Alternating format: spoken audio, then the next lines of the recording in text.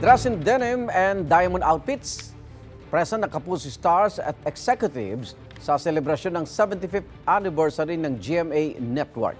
Kasama sa mga dumalo sa Thanksgiving party ang inyong UH barkada. May unang balita si Jamie Santos. Ang selebrasyon ngayong taon ay may temang Denim and Diamonds, simbolo ng makulay, makinang at matatag na kasaysayan at pagtutok ng network sa kalidad at kahusayan sa loob ng 75 taon. At sa kabila ng mga hamon at pagbabago, ang GMA ay patuloy na nangunguna sa pagbibigay ng serbisyong dekalidad sa bawat tahanan. Mula sa mga makabuluhang balita, pati na rin sa makulay na palabas at serye. Present sa selebrasyon ang GMA executive sa pangunguna ni Chairman of the Board, Advisor, Chairman ng Programming Committee, Attorney Felipe Elgozon, GMA President and Chief Executive Officer Gilberto Arduavit Jr., Executive Vice President and CFO Felipe S. Yalong, GMA Chief Marketing Officer Lizelle Maralag, at iba pang matataas na opisyal ng network.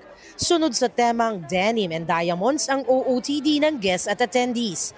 Dumating in their stylish and chic denim and diamonds fit sina Dingdong Dantes, Alden Richards at Barbie Forteza, Michael V. at pati mga Kapuso love teams. Hindi rin mawawala sa selebrasyon ang personalities ng GMA Integrated News, Public Affairs at DZBB.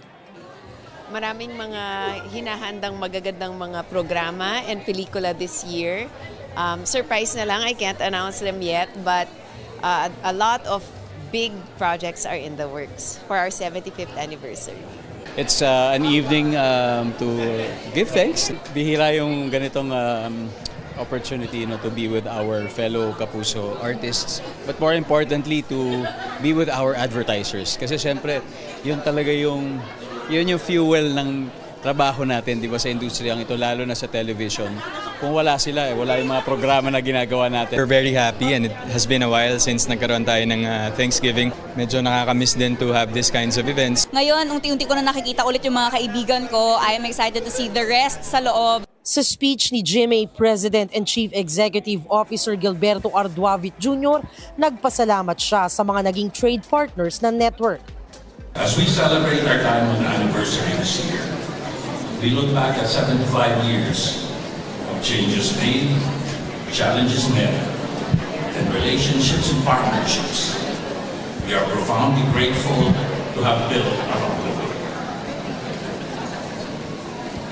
Relationships and partnerships which have enabled us to continue to grow and fulfill our unwavering commitment to serve by providing quality content to entertain, inform, and enrich the lives of the Filipinos.